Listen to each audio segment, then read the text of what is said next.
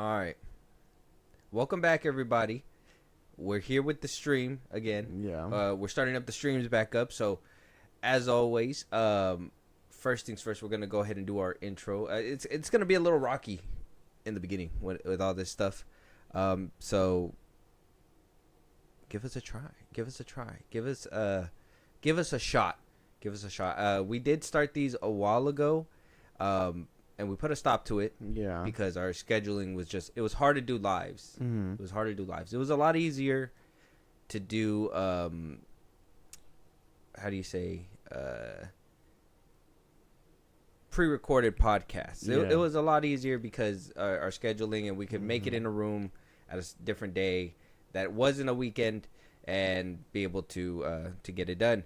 Now that things are kind of shifting, we're moving some things around, making our time a little bit more available. Josh is getting a little bit more available as well. Yeah.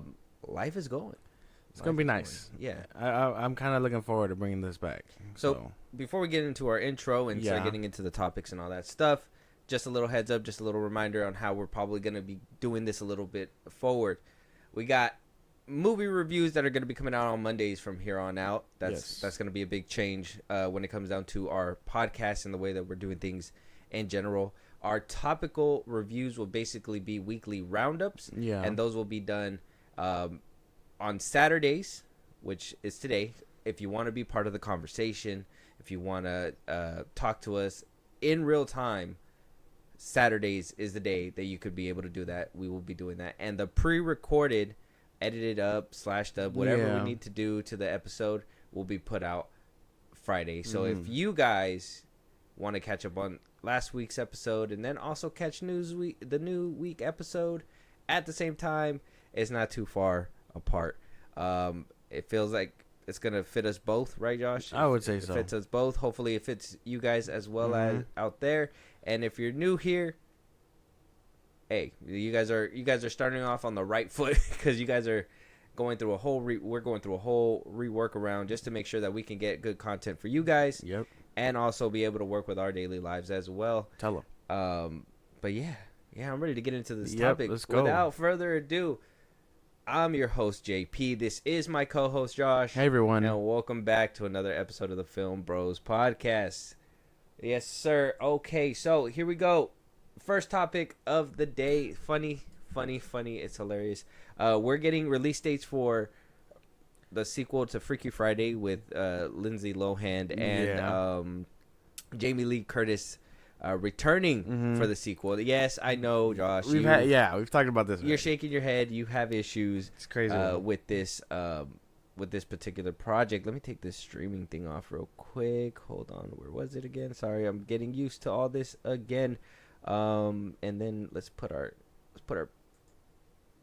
banner up there. There it is. Okay, so make sure you guys follow on all of our socials. They're right here. FilmBros Podcast. Listen to us anywhere as always. But like we're saying, Freakier Friday is gonna be getting an August 8th, 2025 release date. We do also have a Lilo and Stitch release date as well. Apparently, it's releasing the same weekend as Mission Impossible 8 in May 2025. So it's going to be a Lilo and Stitch. And Mission Impossible face-off? Mm-hmm. Who's coming out victorious, bro? Who's coming out victorious? Which one is it? Lilo and Stitch. I think Lilo and Stitch might take that. Over Mission Impossible 8? Yeah. I think the last one kind of hurt people, I would say. But not too bad. No. People hiccup. Well, the fans, hardcore fans, and Tom Cruise will push for it. I won't lie to you. I'll push him off a plane for it. But that's what I'm saying.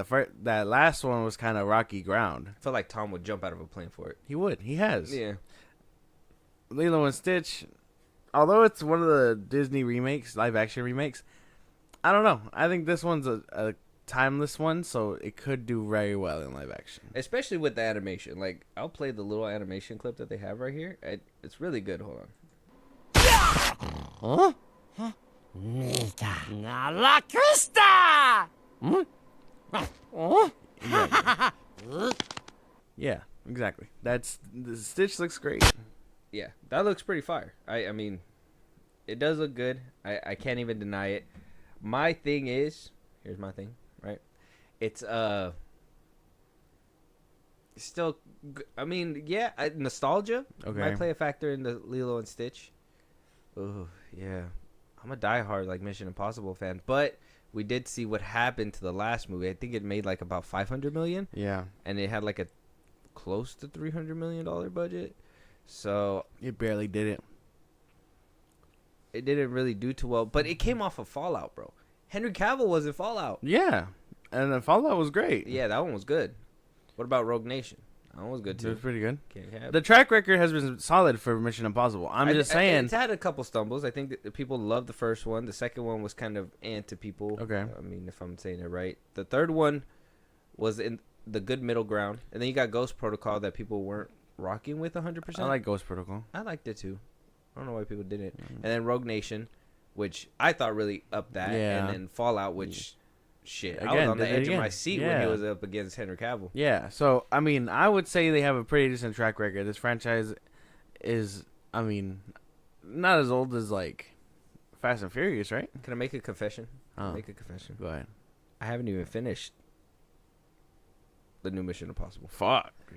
What are we doing? I got to the train scene and I had to pause it and I just never went back. It's a good scene. That's a good scene. I like that scene. The rest of the movie was kind of mad. Oh, yeah. That's what I'm saying, though. So, and, like, this next one really has to bang. And this one was at the height. It came out at the end of, like, the strike and stuff, right? So, like, I can give it that. It just didn't get the marketing. And Tom was pushing for, like, IMAX screens. He was like, give me my IMAX screens. Yeah, and it just didn't happen. Oppenheimer? You fuck. It just didn't happen. It didn't happen. So, I want to say Lilo and Stitch. Might take that. Yeah.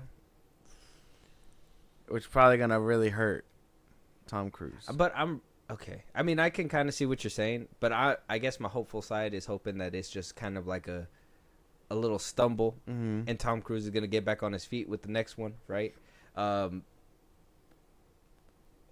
Shoot, I don't even know. You know what? Freakier Friday wins both.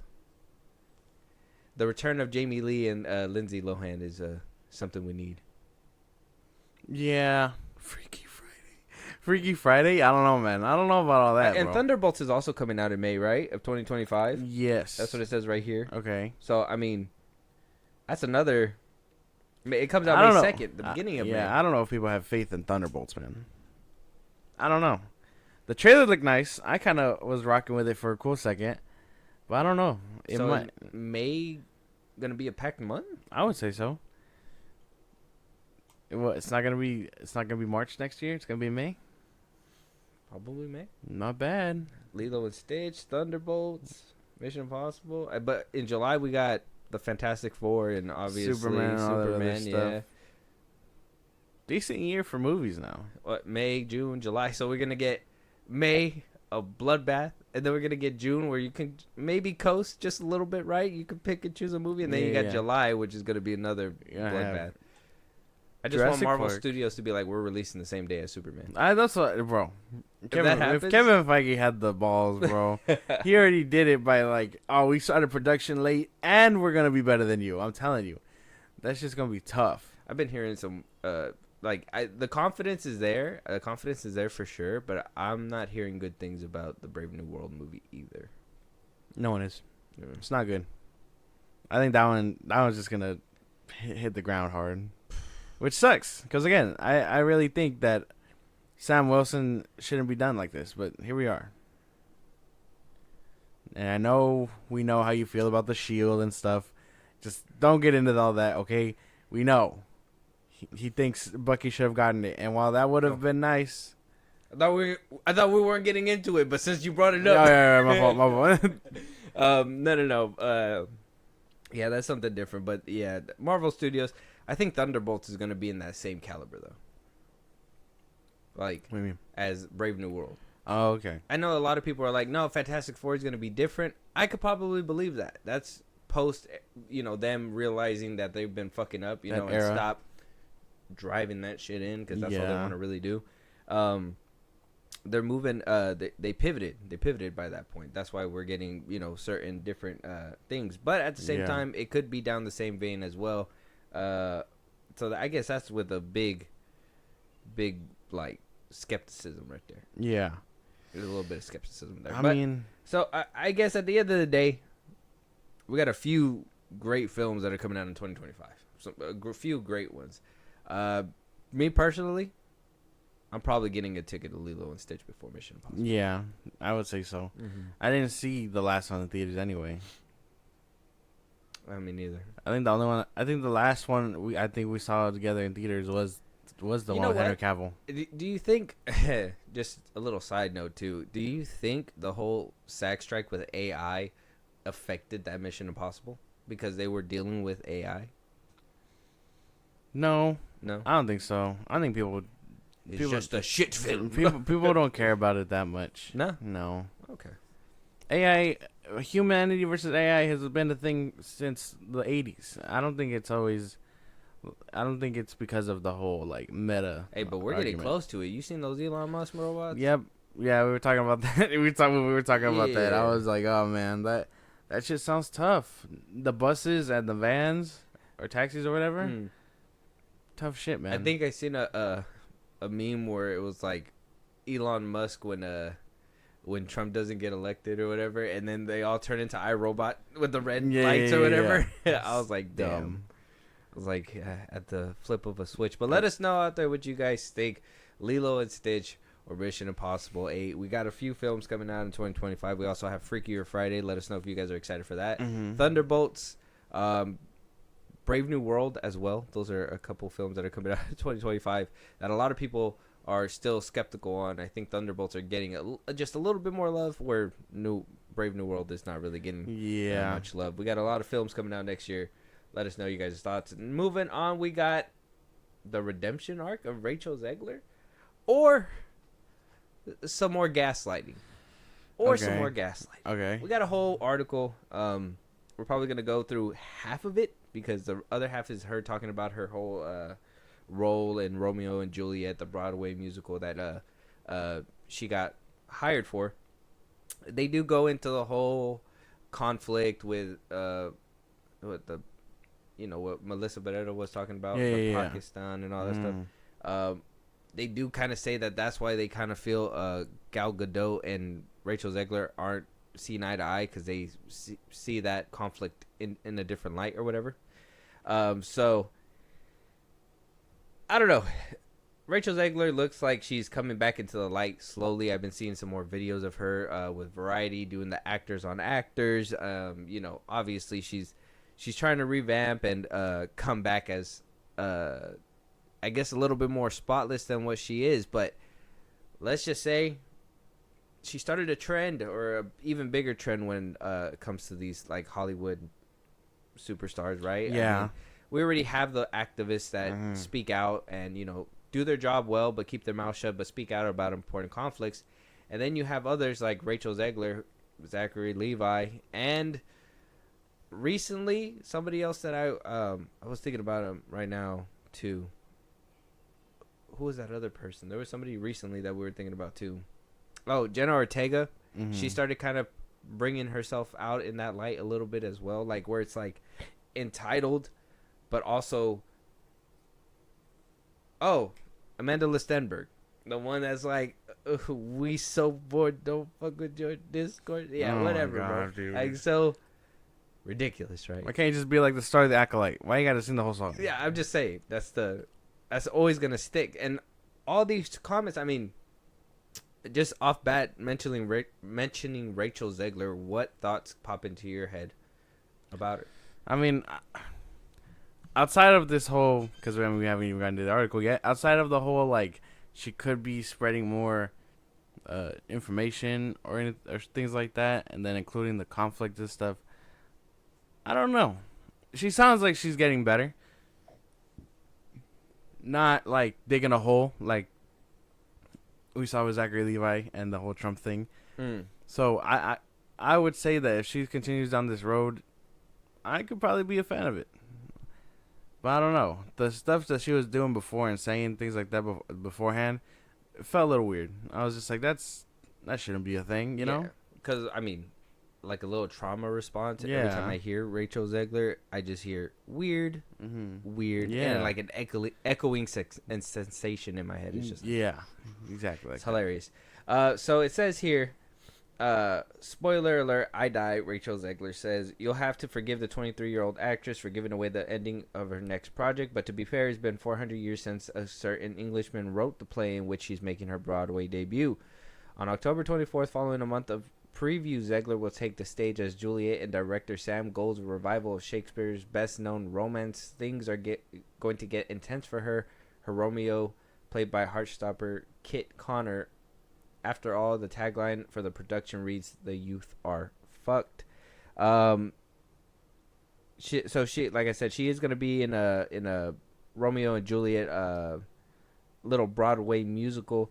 She does say Juliet would be having a brat girl summer, Zegler says. The hell's that? I don't know what that means. Work it out in the revival. This is where she's like, oh, the modern twist to things, right? Where she's like, oh, yeah, if Juliet was alive today, she'd probably be having her hot girl summer, listen to Meg Thee Stallion, whatever, blah, blah, blah. Like, she would have been a totally different person than what she was back in the day. Whatever. We get it. Just, put some headphones on it, whatever. So they kind of go down that. I'm trying to find the actual piece where she starts. Oh, right here. So, it says here in the article, I skimmed down a little bit. It says, Zegler's metric rise has come with strings attached. For as long as she's been famous, she's been a subject of ruthless and relentless criticism. It began innocently enough with petty jokes about her theater kid energy, but as Zegler's fame increased, the complaints against her grew more sinister. When she playfully posted about not being invited to the 2022 Oscars despite West Side Story earning 7 nominations, she was called ungrateful and entitled for admitting that she took the role in Shazam sequel because she needed the money. She was seen as tacky and in need of media training, and every time she speaks up about racism and sexism in the entertainment industry, she's slammed as just another DEI hire, coasting on her identity rather than her talent. She's trying for a sense of humor about the vitriol. Someone should kill you, an ex-user wrote in August. Fun fact, Zegler replied saying, fun fact, I will be dying 8 times a week on Broadway this fall. Damn. And she tagged the FBI. Being famous isn't for the faint of heart, she said. So, I mean, do you agree with this little piece of the article that as 2022 happened, I mean, she, like, theater girl energy, like a lot of people were kind of picking on her on that, and then, the Shazam 2 thing, we talked about that. She did kind of come out and joke about it. She did joke about the whole, West Side Story, her not being invited, but then next thing you know, I think she went on stage and basically said, oh, I got here quite easily. Like, she basically just said that on stage. I got here quite easily, right? And then, went to saying that she needs money, and then so on and so forth. What do you think about all that? We did talk about the Shazam stuff. This whole, like, diva like, mindset is kind of weird and dangerous to me, because we did see that in Shazam, too. She was like, I didn't even want to be here. I just wanted a paycheck. And although we understand you shouldn't be saying that about these things that kind of need money to be made, so I always thought that was weird, and her mentality for these kinds of things has always been kind of like red flaggish. So like that's why the whole, not just the Shazam thing, but I mean even when the first couple of interviews about Snow White were coming out, it was so much of like she's doing all this for what, you know what I mean? Like she's just like, I don't give a fuck what you have to say. Here's what I'm doing mentality. I would say it was pretty savage to take that complaint or statement and just use it as a marketing tool. Where this comment was like, you should die or whatever, and she was like, I'm gonna be dying every week on Broadway. Oh, that you think that was slick? I thought that was pretty good? Nice. Okay.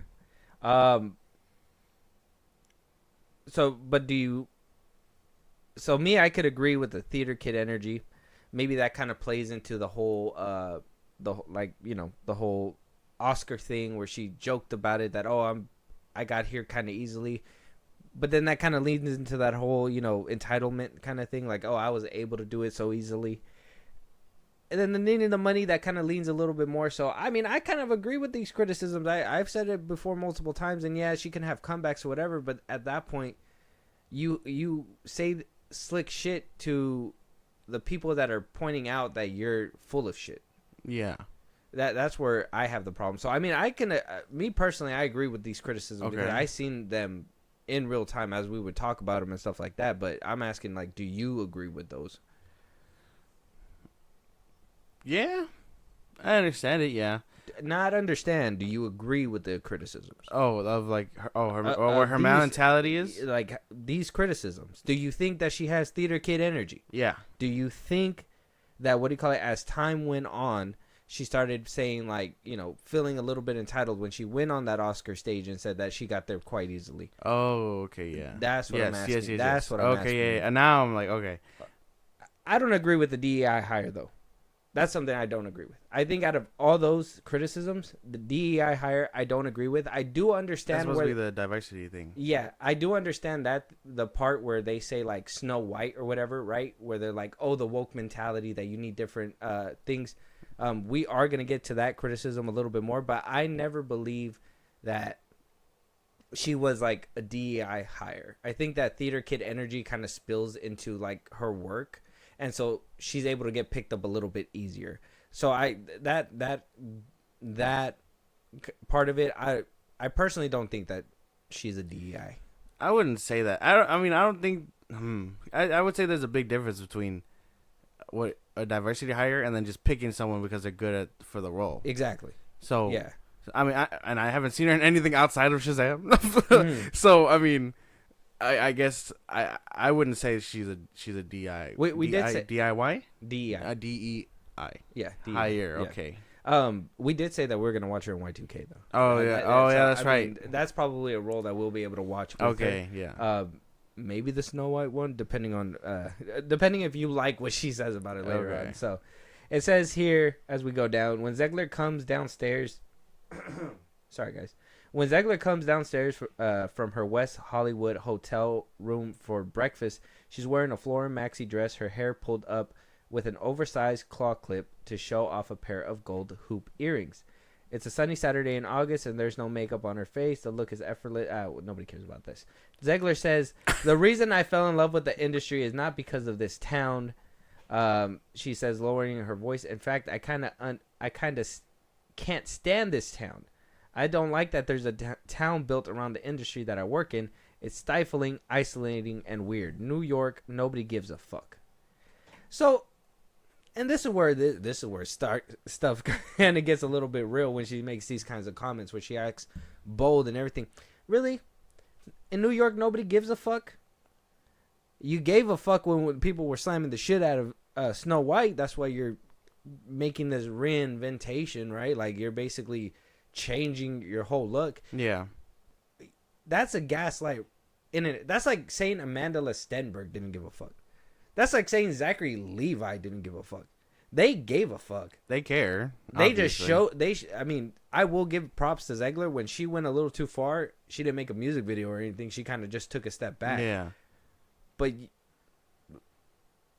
she gives a fuck. She gives. Yeah, no, I'm pretty sure. They all do. Zachary Levi wouldn't be crashing out as he is if he didn't care.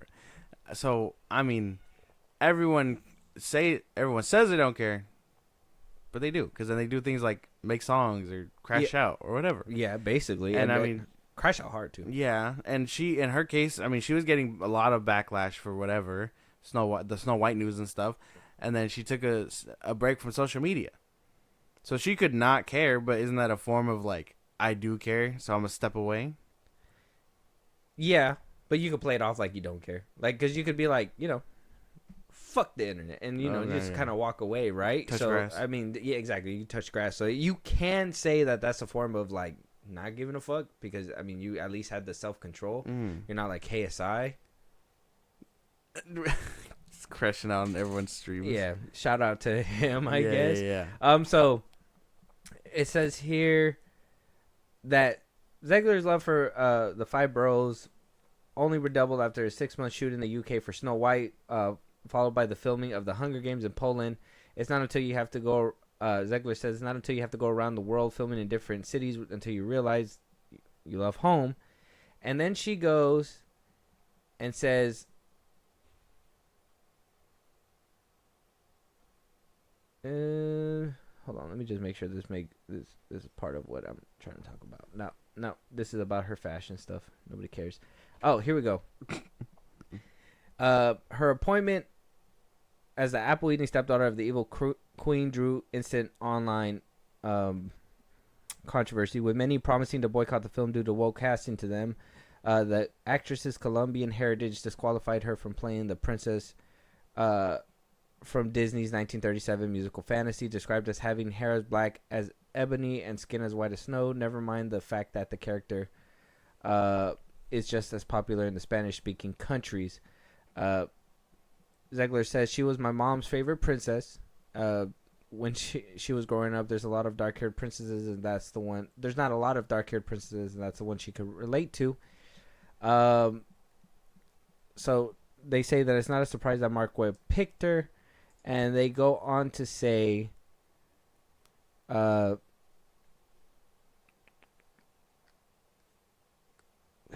that's background stuff.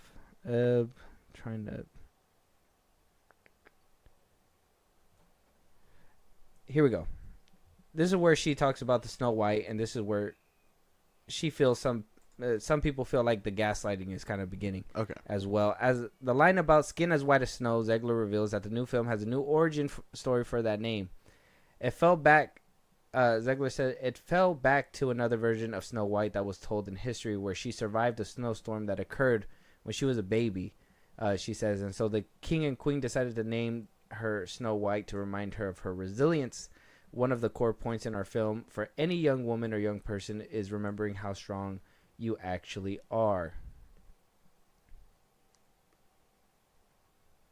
So, no knight in shining armor. I didn't even know that was a thing. I didn't know that's why they named her that. That's the change. Snow White is the skin as white as snow. Her hair is supposed to be brown, but her skin is supposed to be white as snow. And so, in this movie, that's why they changed it. Oh, I was like, what? I thought this was like the Disney like folklore tale or whatever. No. Where they're like Little Mermaid is like actually like supposed to be a siren and all that stuff. Oh yeah. I thought it was like that. No. Like, cut off like half of your toes to fit in the glass slipper type deal. No, just the reason why, because she was the prettiest one of them all, yes. And she was the whitest skin, prettiest person of them all, with brown hair. Wow. So she was a white brunette. Basically. Okay, so now she's now they're changing just the story up to fit her. Okay. Yeah.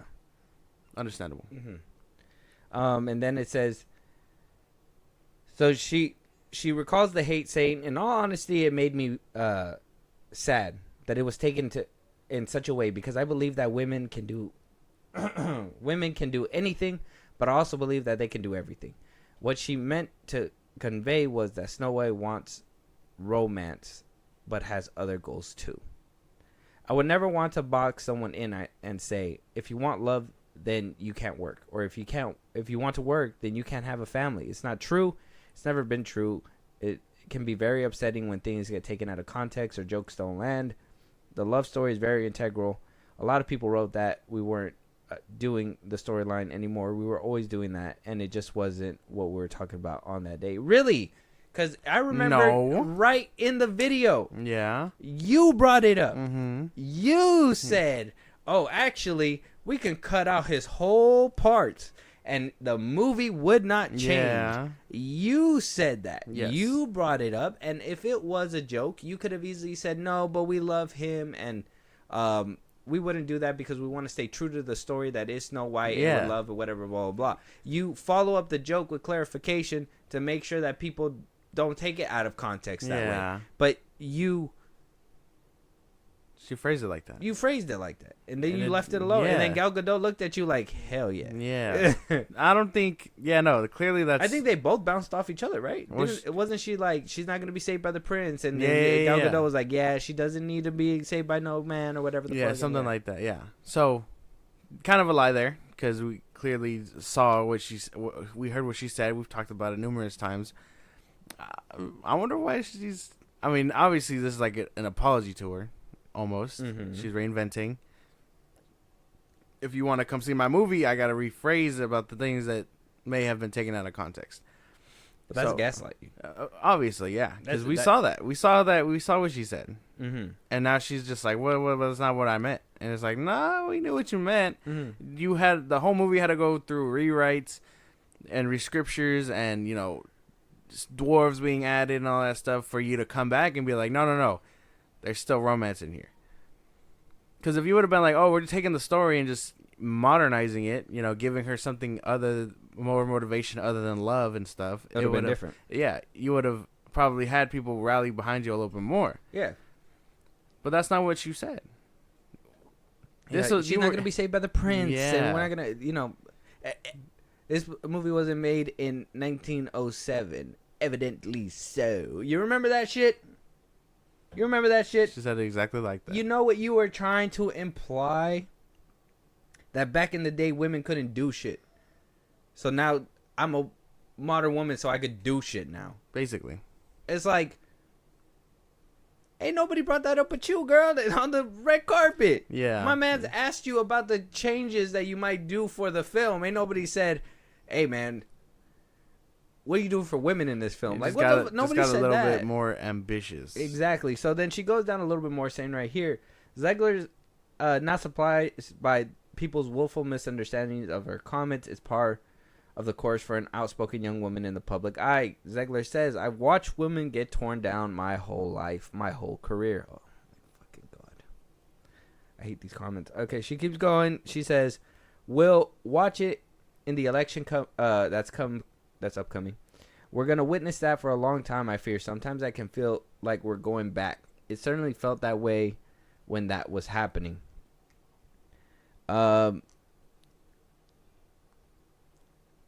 She says, I don't like to give them the satisfaction of knowing they hurt me in the moment. Well, I mean, that's why you get off the internet, right? Yeah. You give them a lot of power by taking a social media break. Yeah, because then they're like, oh, we booted you off the internet.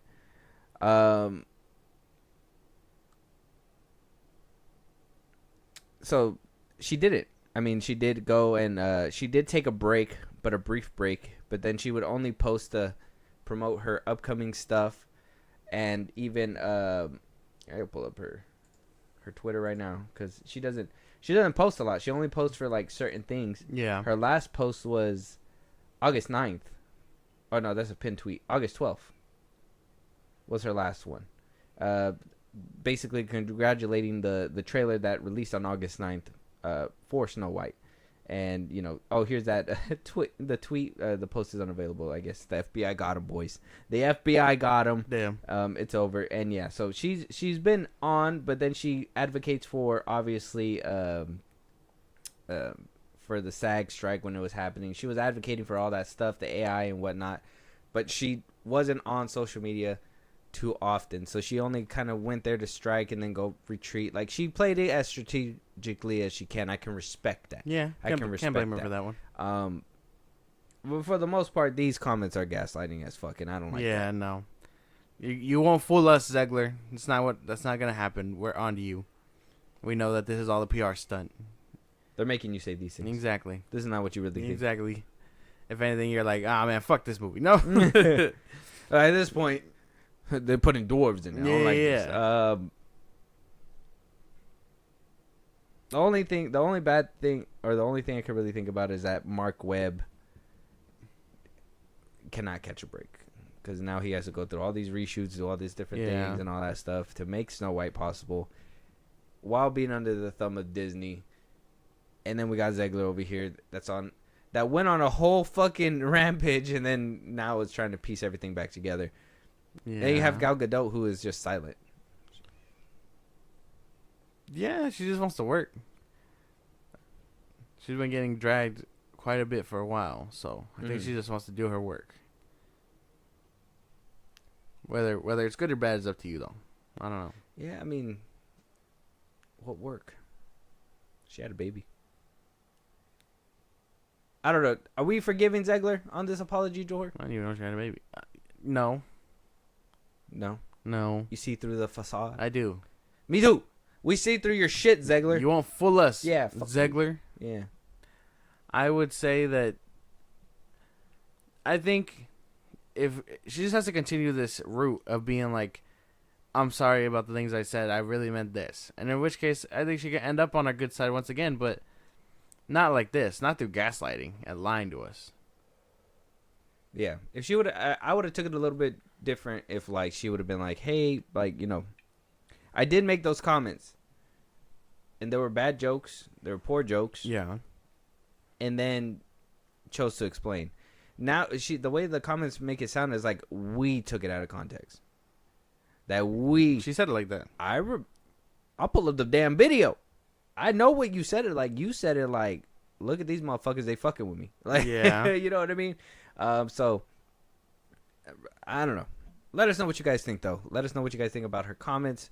She is on her apology tour right now. She's doing what she can in order to save face, sell tickets for Disney, because like I said before, when she started putting out these videos, I mean, she even has one on her Twitter clipped out where she comes back and actually speaks correctly at the D23 and actually makes sure that she watches what she says. She really, you could tell from her 2023 D23 appearance to her 2024 appearance, some PR training happened. You know what I mean? There was a lot of Zegler, don't say things like this, don't do this, and you know, Mickey was there personally to make sure, and he was like, watch it, buddy. Basically, yeah. Get out there. Oh. Yeah. Let us know what you guys think, though. Are you on board with us? Or you think that, you know, are you on the side of Zegler? Are you on the Zegler side? Yeah. Let us know. Moving on, though, Shazam 2-star Zachary Levi is spiraling. We did talk about him, you know, choosing his political side. Yes. Right? He chose a political side. He decided to go a certain way, and that's fine. You know, we don't get political around here. The funny thing is that he's been crashing out ever since Shazam 2. He's been the crash dummy of the year for sure, of last year, and you know, he's been kind of quiet this year until he started popping up here and there making little comments. Now, a source telling The Hollywood Reporter, saying the reason for his spiral is because Levi was very upset that his dream role of playing Shazam didn't put him on equal footing with fellow DCU star Dwayne "The Rock" Johnson or the Marvel Cinematic Universe's Chris Evans, because he played Captain America. Yeah. Dwayne played Black Adam and countless other characters. When he was cast as Shazam, it was literally his dream. He thought that it was his ticket to being The Rock or Chris Evans, but it didn't happen for him, and he's bitter about that, the sources said. What the fuck? Okay. Yeah, no. We understand. Unfortunate to think that these movies would do that for you. There's no way you saw the first one and thought, oh yeah, this is going to take me to the top. Superhero movies were on the rise. If you were in a good first superhero movie, I mean, the Rotten Tomato scores for the first Shazam were really good. I don't give a fuck about Rotten Tomato. Yeah. But a lot of people cared about the movie a little bit. What the fuck?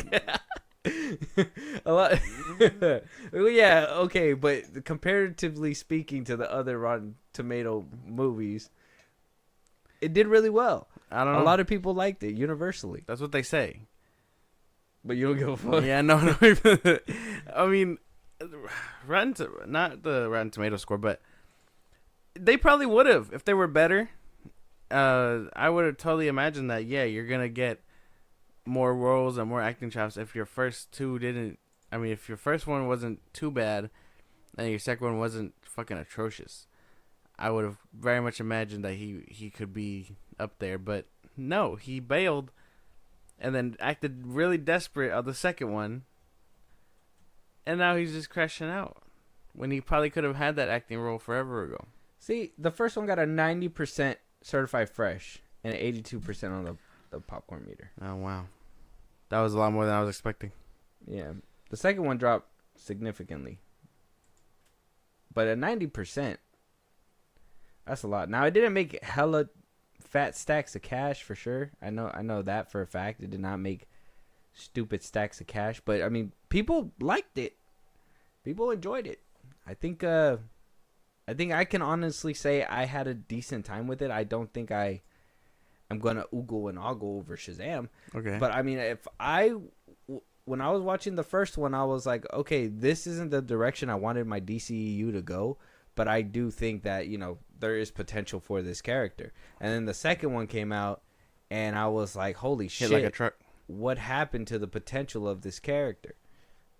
Out the window. That's where it went. It just, it flew so fast. Yeah. I couldn't even see it coming.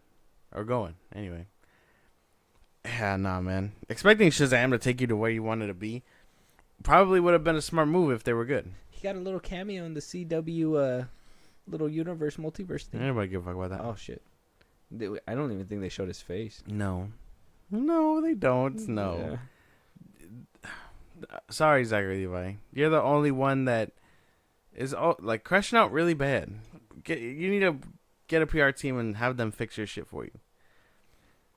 You think it just killed his ego when The Rock just refused to be in his movie? Probably. Yeah. He was just like, I'm gonna be as big as these guys. Let me put The Rock in here just so we can, mingle with each other. And The Rock was like, fuck no, bro. Don't ever ask for that shit again. Basically. I mean, The Rock wanting nothing to do with him, basically little broing him and being like, yeah, nah, man, we're not even in the same league. It makes sense to me. And it probably hurt Shazam, Zachary Levi's ego, not Shazam's ego. But yeah. Shazam's ego. I meant to say Zachary Levi's ego. There's not really much to say outside of I mean, he could still make a comeback in the MCU too. He could try. I mean, they could redeem him somehow. He played a random character that died in what, Ragnarok? Yeah. Yeah, she murdered him. I don't remember that movie like that. Oh, I remember Carl Urban. It's because I think one of you remember Thor had his friends. Mm-hmm. One of his friends didn't come back to play the character, so Zachary Levi filled in for him. And I think he was in one scene in the background, and then he was in another scene, and in that scene, Hello came through the portal and stabbed the fuck out of him, and it was over. Yeah, so he was in the MCU. Yeah, no, I didn't even notice that. Technically speaking. Technically. Yeah, he was in the MCU. Just not enough to make an impact like this. No, because I even think he went on that podcast that fucking James Gunn's best friend's on. Rosenbaum? Yeah, Rosenbaum. I think he went on that one, and he was telling them that he tried to go for Star-Lord, missed out. He tried to go for Captain America, missed out. And I think he went for Ant-Man. And then when that didn't pan out, Kevin Feige called him and offered him the role as the dude in Ragnarok. Yeah. And promised him another role down the road, I guess. That's what I think that's what Zachary Levi said, if I remember very well, which my memory is pretty decent. It's off the Heezy, right? Yeah, it's off the Heezy. Yeah. And then they wound up calling him back for that role, so it very drastic change from these big roles. I don't want to say that he was definitely wrong about this. No. You're not gonna expect 2 movies to boost you to where you want to be. He needed consecutive hits. He's just not that guy. And he needed movies outside that roster too. Well, yeah, obviously, because they also had a bang. Yeah, because I can't think of any star that was made out of a superhero. Well, Florence Pugh.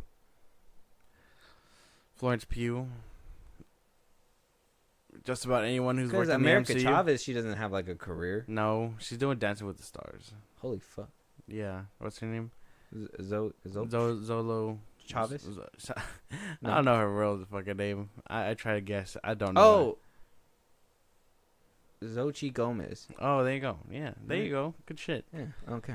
I felt like I seen her on TikTok at one point. Yeah. There's that one. She doesn't have a career. I mean, RDJ had a career before. ScarJo had a career before. Chris Evans had a career. I mean, I think Chris Pratt. I don't think he had a career before Star-Lord. I think Star-Lord made him a career. He was on TV. Oh, Parks and Recreation. Yeah, he was on TV. Mm-hmm. He started out on television, so it's not too bad. The MCU and all that stuff can make wonders. After a few good movies, they were on a few good movies. But DC was on a. They were on a falling slope, man, Mm-hmm. and Shazam just got caught in the mix. Unfortunately, Heed this warning, DC stars. don't go back. David Cornsweet, all the new ones. Not even these guys. Okay. Look at your elders. Look at Zachary Levi. Look at these people that think that the DC brand is gonna make a name for them. Y'all better fucking crush this shit, because then y'all gonna end up like this dude right here. That shit's crazy. I don't even think half those people in the new DCU even have a fucking career. Maybe besides Mr. Terrific and who else? Sean Gunn. Okay. Who else? Who else actually has a career in that roster? Ben Affleck. The new DC. Oh, no one. They're starting fresh. Yeah. So no one. I mean, So that brand breaks careers, as you can tell with Zachary Levi. But I mean, Zachary Levi rides off that coattails of his one show, whatever the fuck it was called. oh, the Chuck. Yeah, Chuck. The Chuck revival. When is that happening? Yeah. Give me the Chuck revival. That's what he's been wanting, right? And then DC does crush careers. and then he did go do That's sad. Harold and the Purple Crayon. Yeah. Maybe DC does crush careers. The brand isn't stable enough to make careers like the MCU. Not anymore. Mm-hmm. I mean, Henry Cavill. He's gonna do like a horror. Voltron. Yeah. Oh, okay. Yeah. He went from. That's what I was thinking. He went from getting the Warhammer, and they fucking pulled the plug on that. Unfortunately, again. Yes. How the fuck does that happen? I don't know. I blame Amazon. Now he's doing Voltron for Amazon. So I mean, we're gonna talk about it in a second, but I mean, for the most part, DC has been not too kind. No. Ben Affleck hasn't but he had a career. He did. He had a career. He did. And he's doing movies with his best friend now. Yeah, any of the production So that's fine. I'm okay with that. He directs and stuff. You saw that skit where he brought out Matt Damon in his fucking chest? No. In a jacket? No. On Jimmy Kimmel? No, I didn't see that. That was crazy. That sounds hilarious, though. Yeah. You're going to have to show me that later. Yeah. But I would say Ezra Miller, no. The Rock, he does stuff. He does whatever he wants. Mm-hmm. But the last thing we heard was he was doing that wrestling movie, and I have not heard anything about it since he got hurt. And then he's doing Moana 2.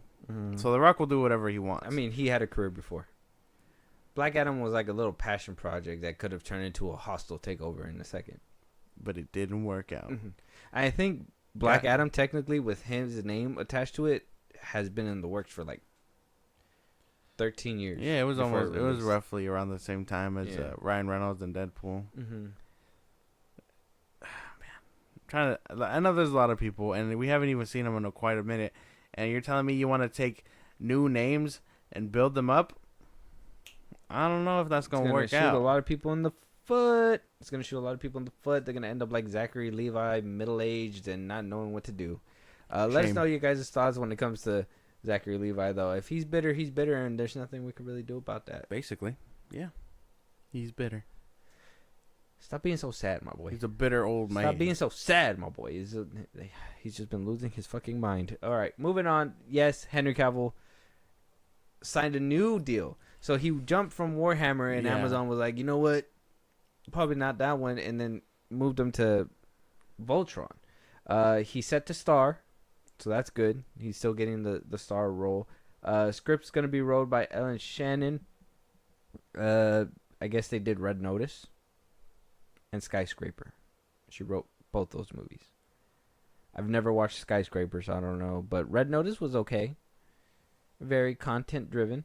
Plot details are being kept tightly under wraps at this time. Producers include Todd Liberman via Hidden Pictures, Bob Kopler, Thuber, and Hobby Films, David Haberman. And Daniel Quintontoya is also going to be a part of the film, too. I don't know anything about Voltron. Isn't it like Power Rangers? What the fuck? Voltron. Isn't nothing like Power Rangers? No. What is that? So I guess it's kind of like the like Kamen Riders. I know you probably don't know who they are either. I got you. Watch. I'm gonna give you Voltron right now. Kamen, damn. What? I want to say it's like Power Rangers, but like Megazords. Voltron is an American animated television series that features a team of space explorers who pilot a giant super robot known as Voltron. Oh, so it is like It is like Power Rangers, almost. That's what I thought. That's what I always thought. It was always like that, or like Gundam, or just giant mechs. Yeah, it made a little cameo also in Ready Player One. Yeah. I remember that. That was cool. As I recognize it, but I don't know what it is. Yeah, because you've never seen this show. Yeah, it's like when people talk about like Kamen Riders, which is like Japanese Power Rangers. It's crazy to think about. I don't know. I'll check it out because it's Henry Cavill. Yeah. But I don't know anything about it. I thought it was supposed to be a bunch of like Japanese characters too. I don't know. That's what they said. American. I was like, it's an American animated series, but it's it started in Japan. Yeah, well, it's Japanese characters in there. Oh. I remember that much because I've seen a few episodes. I've never seen the whole show. I can't even say I'm like a Voltron writer, but I'm just more invested in this whole Henry Cavill arc where like he's just struggling to stand up. How the fuck is he struggling to stand up? This man was freaking Superman, bro. The DCU, but at least he's taking it like a champ, bro. At least he's like, I'm fucking handsome. I can do whatever the fuck I want. He wants to do what he wants. He's not Zachary Levi. No. There's two roads you can go, guys. You can go Henry Cavill or you could go Zachary Levi. Basically. I mean, that's just with everybody. If he really wanted to, he could be another action hero. He does so great in that shit. Fallout. Shut up.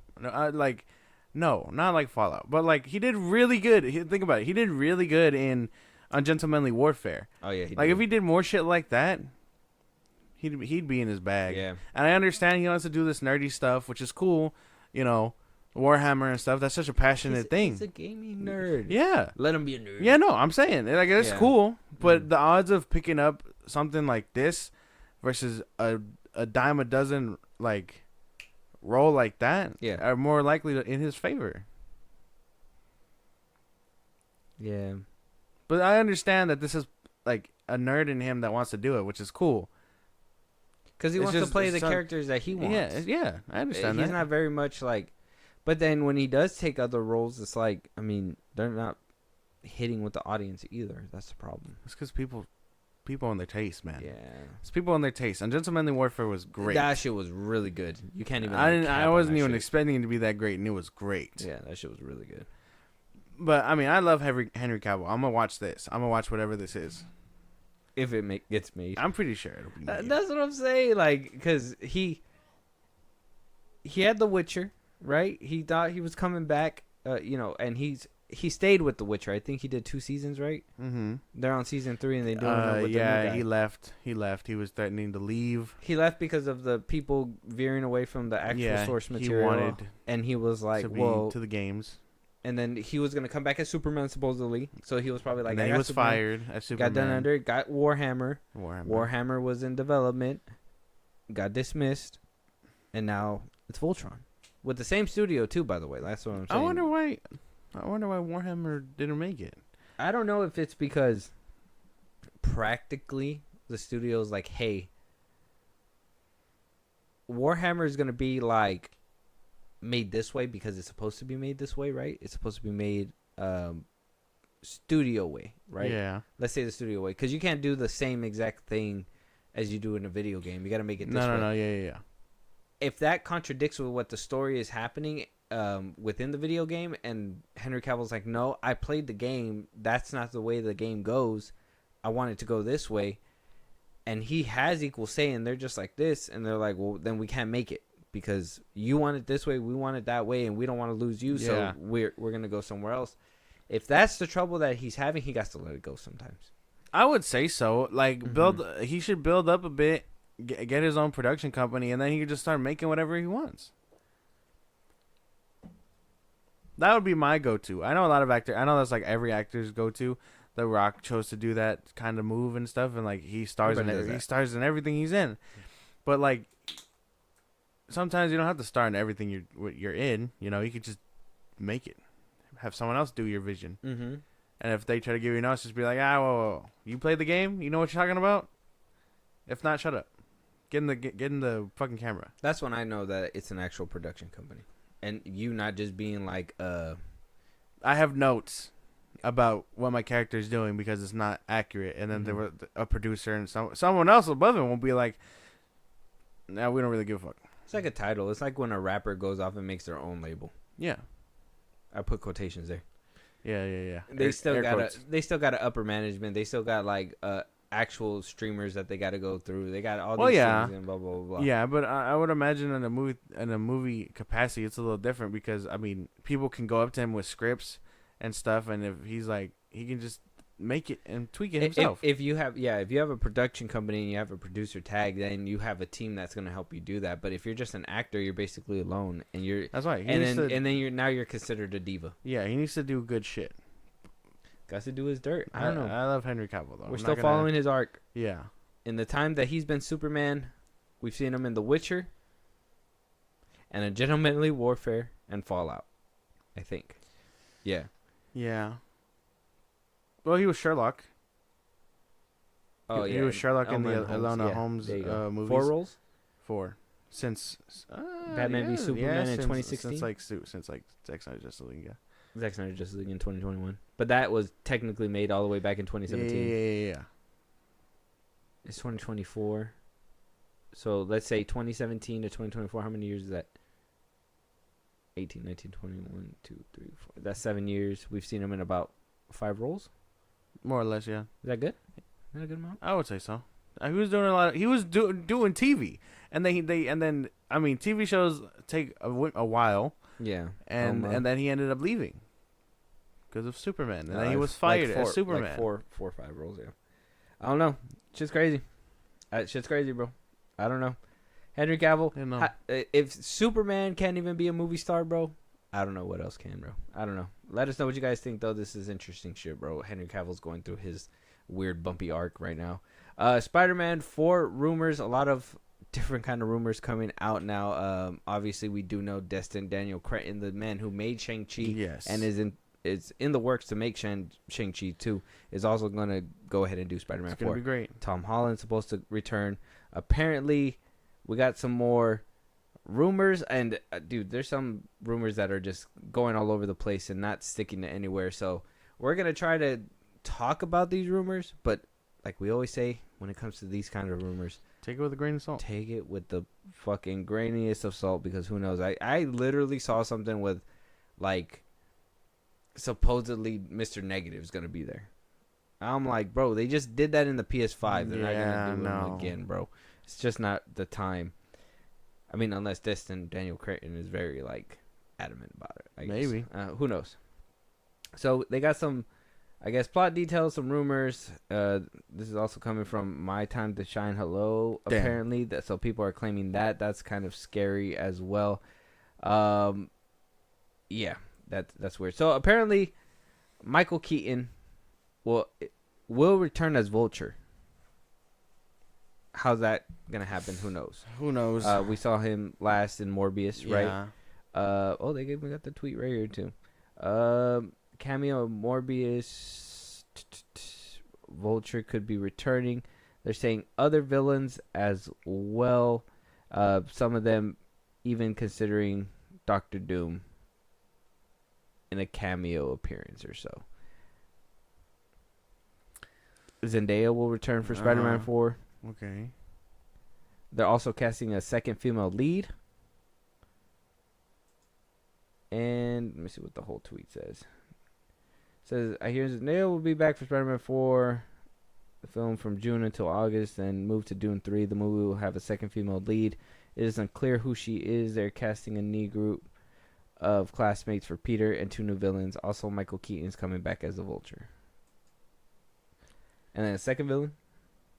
Oh. Morbius?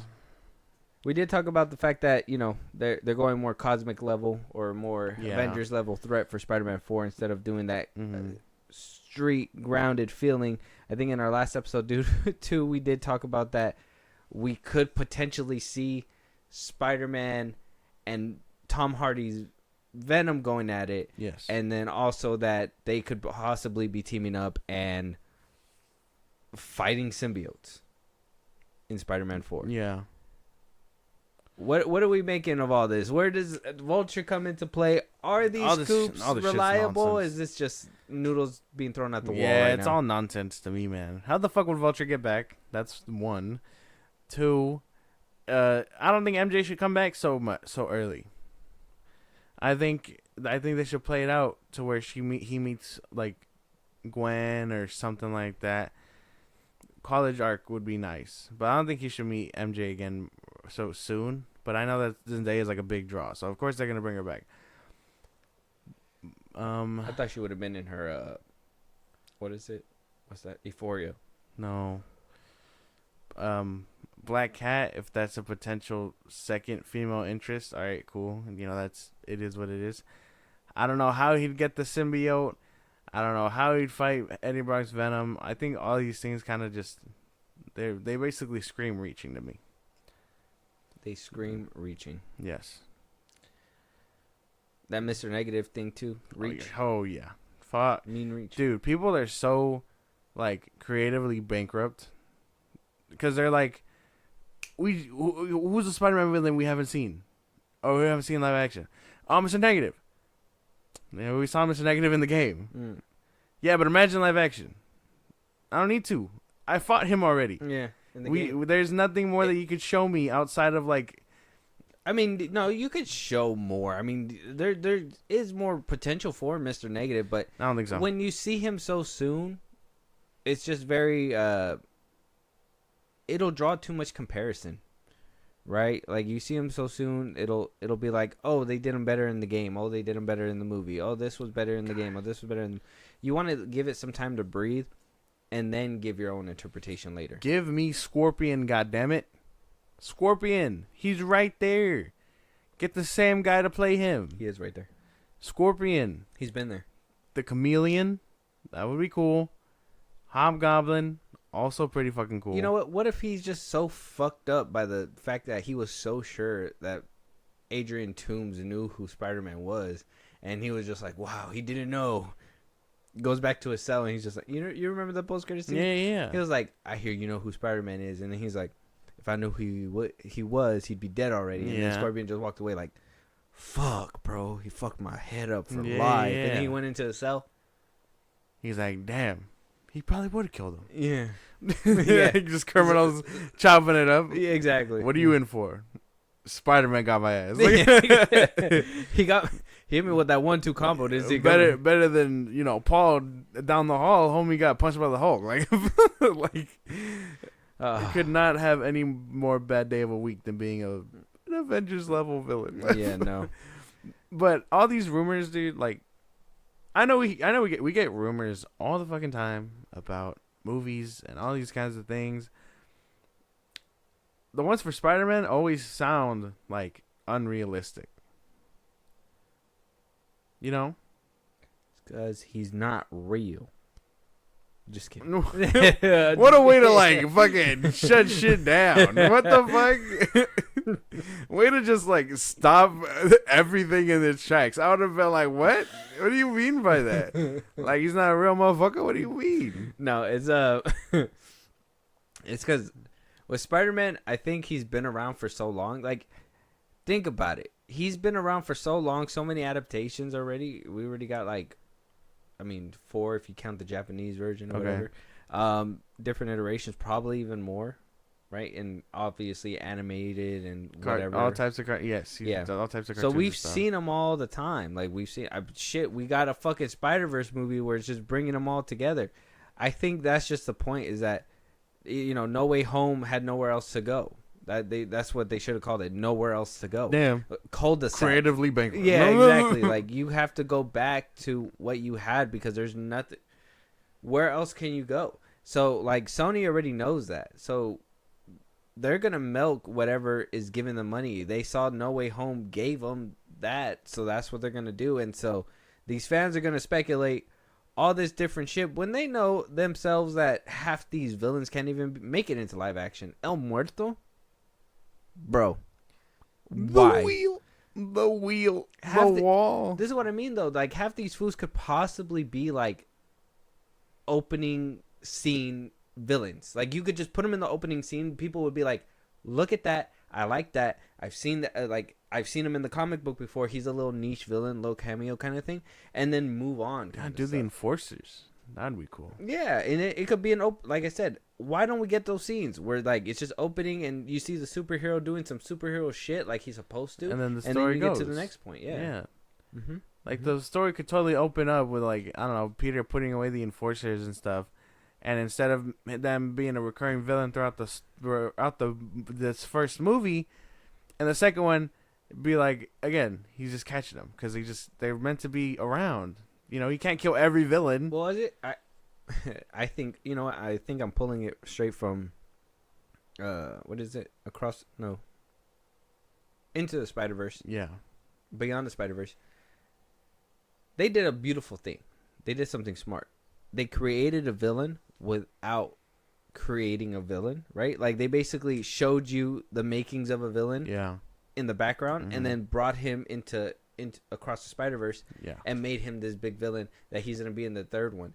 They planned that out, or if it was an accident and it was just because of the memes that were happening about the bagel and stuff like that. No. Like, if they layered that, genius move. Okay. I'm pretty sure they didn't think about it, but genius move if they did that, because that just kind of shows the way that they should do it. If they put the Enforcers in the opening scene, just have them kind of underground building themselves up for the next movie. They come back twice as hard, and now, boom, you have a main villain straight off the back. And they have already a connection with the audience, so people know them, and then, boom, they're in the sequel. Can you hire me? Like, I would love to see putting in my application tonight. Like, it feels like, and even then, I know they try to hire these people who think they really love their stuff, but I would feel a lot of these, business heads don't know shit about what they're doing. They're like, we gotta think of the next big thing for the money, and it's like, that's cool, but also, where's the substance at? Like, Hammerhead, I would love to see him fight Hammerhead. I know we're getting Rhino, but I'd love to see him fight a Rhino, even if it's like a mechanized Rhino. Hobgoblin, Kingpin. People are obviously asking for Kingpin. Hot take, I like TASM 2's Rhino. Yeah, no, that's fine. I mean, it's not a big deal. Yeah, but some people hated it. I don't give a fuck about what they think. Yeah. But what do you call it? Like, people want to see him fight Kingpin. Throw Kingpin at his bitch ass. Like, that's what I'm saying. If only Marvel had the rights. Well, they say that. Well, what was it? What was the last thing we talked about? This? He's a Spider-Man villain technically. Yeah, but they try to do that. They try to give him a fucking lesser story, a grounded story with Kingpin, and kind of, remember, there was talks. I think we talked about this like last year, and it kind of just went under the rug. But there was like talks of like that I guess they were supposed to do Spider-Man 4 with Kingpin, basically setting him up and then putting him into the Daredevil show, like where he's basically the mayor already after what happened with Echo, and he was supposed to be mayor throughout that series. Spider-Man takes him down, and then he goes into hiding, and then that's when Daredevil gets his chance with him. And then that's when supposedly you were going to get that crossover between Spider-Man and Daredevil, which could still possibly happen in season 2. I don't know. I need them to get a little bit more creative than this. And if these leaks are false, the people making up these leaks got to be more creative too then, because this is fucking lame. This is a lame shit. Lame? So, are we giving it...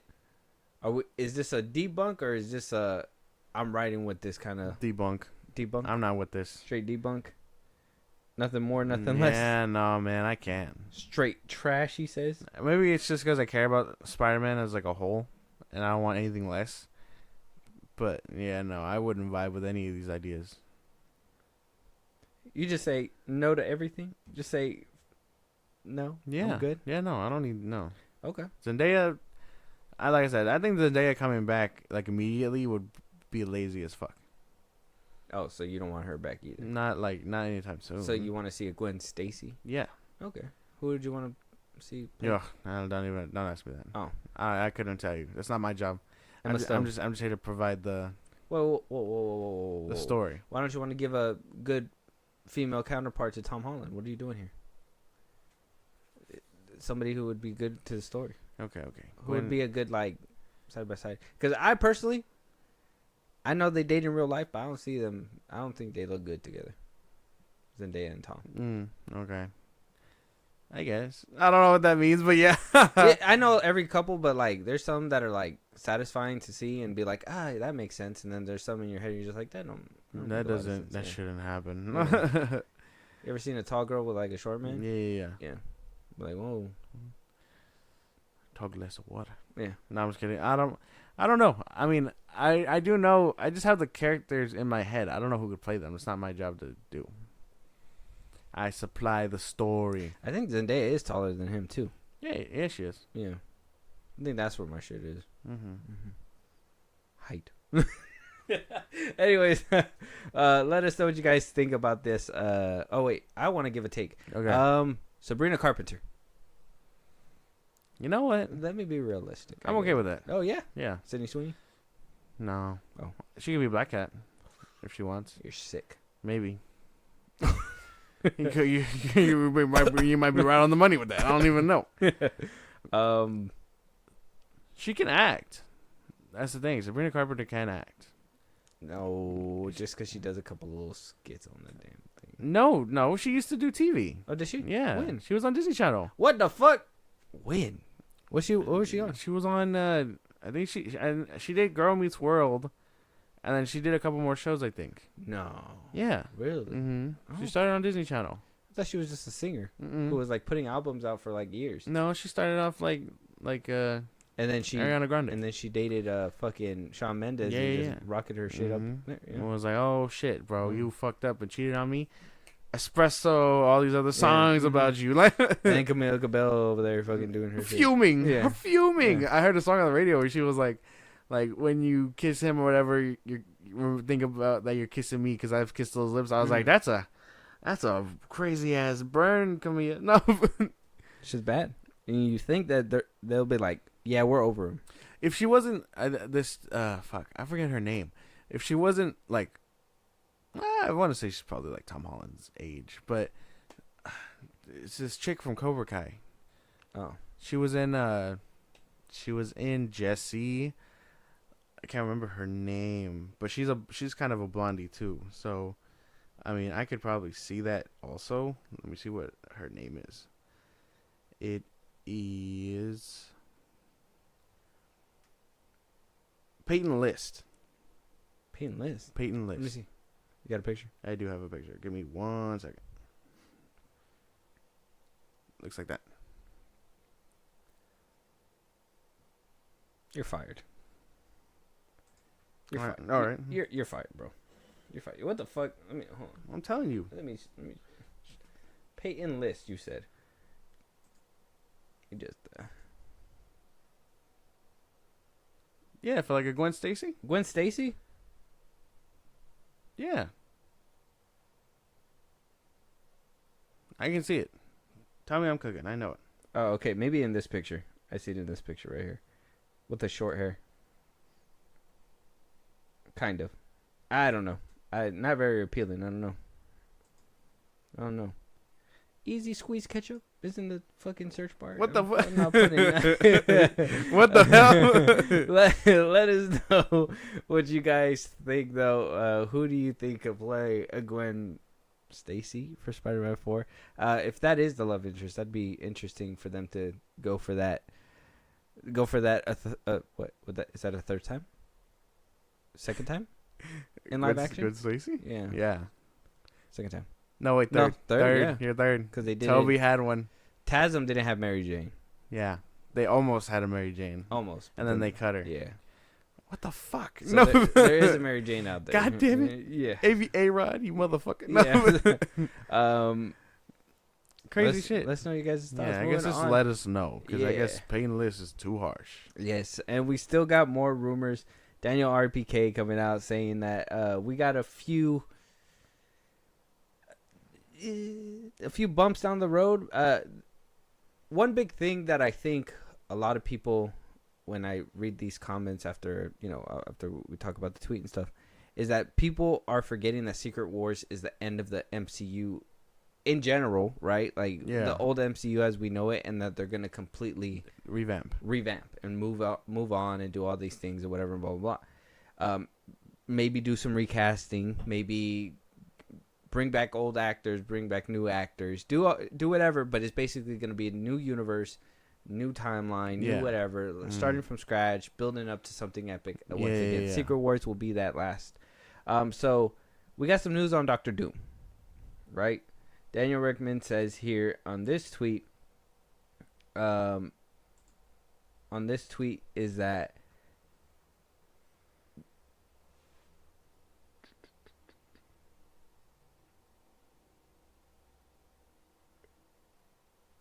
saying that that there's rumors that Doom will have a post-credit scene at the end of Fantastic Four, where somebody replied the Fantastic Four's arch nemesis will have a cameo in the film, and Rickman replied with, "That is the big issue with how they're handling Doom. Even if him and Reed will have a lot of interactions in Doomsday Secret Wars, they're still making him the main antagonist of the multiverse saga in the Avengers films. And Galactus is the villain for the F4 movie, meaning Doom is now primarily set up as an Avengers villain in the MCU and not an F4 villain. And since MCU villains often die at the climax of their arc, it doesn't leave any chance for him to be an F4 villain afterwards." I expected a cameo in Fantastic Four. I mean, I know these are all just rumors and stuff, but I highly believe that he's probably going to show up in that movie. Mm-hmm. So he does say that that when another user replied, "Won't they just get their own MCU 616 Doom anyways? Maybe we get Doom and God Doom in the Avengers movies so the other person casted will survive." And he replies with, "There's a small chance we'll get a second Doom." Afterwards, Fahey says RDJ as the main Doom. He claimed he cast RDJ to get Doom right. I'm sure we'll get another Doom. If they're going to redo certain storylines, I don't think we're going to get Doom right away. But I think that they'll plant the seeds and it'll build up to something different after Secret Wars. So maybe we will get another Doom. I won't say that the RDJ isn't long term. RDJ isn't long term. I agree. So, I agree with that. They say that he also says that there's only 2 appearances for RDJ's Doctor Doom, like as in main full-fledged villainry. Okay. Villainry. And so somebody says, "Are you telling us they intend to retire the character of Doom after just 2 appearances? What a colossal waste." Rickman replies with, "He's not just set for 2 appearances. He'll be in Fantastic Four and potentially some other projects between Doomsday and Secret Wars. But yeah, once the saga wraps up, that'll likely be it for him." It's not a waste. I mean, it's a waste when you, I guess, put it into perspective because they casted Doom and all that stuff to get out of Kang and all that. Yeah. But it's also not a waste because it's like we know he's gonna go. You know, like he can't stick around. There's quite literally only like 6 movies left before we get to where we gotta be. And Thanos didn't make it. Just saying. No, they're doing very much multiversal shit. And if he somehow survives the multiversal shift and continues to be Doom, y'all still gonna be pressed about it. So I'm pretty sure people would prefer that he die. Yeah. Because people weren't rocking with this already. Supposedly. But yeah, I'm pretty sure people would prefer he go. I think the Doom thing is still half and half. I think a lot of people weren't really rocking with King. I think there was like a rumor that Daniel RPK kind of put out himself too, where he said even before the Majors thing and everything that they were planning to bring back somebody else. Yeah. Because of the fact that King wasn't being received well. But now they're moving on to, like, I don't even think it's a waste because it's a makeup job. If that makes sense. Like, if they would have had King throughout the whole way and it becomes shit, I would have been like, wow, this fucking saga was dog shit. I have different expectations now because it's a patch job. Yeah, it's a patch job and they're trying to make it better. So if it doesn't land as hard as I want it to, I'm going to be like, well, they did what they could with what they had and just erase that shit and start all over. If they do exceptional work, they put themselves on a platform where if they do really well, they're like, wow, they fucking really picked themselves up from their bootstraps and gave us this epic fucking finale. But if they don't, then it's just... Yeah. It's just shit, and you're just like, well, we expected it, right? Okay. So it's not really... So, I mean, I have different expectations for the fact that it's a patch job and not their intended goal because they're fixing it, right? Like, that's the way that I see it, that they're fixing it. They're not going worse because it would have been worse if they just kept doubling, tripling, and, you know what I mean? Tripling down on the same shit. All right, I understand.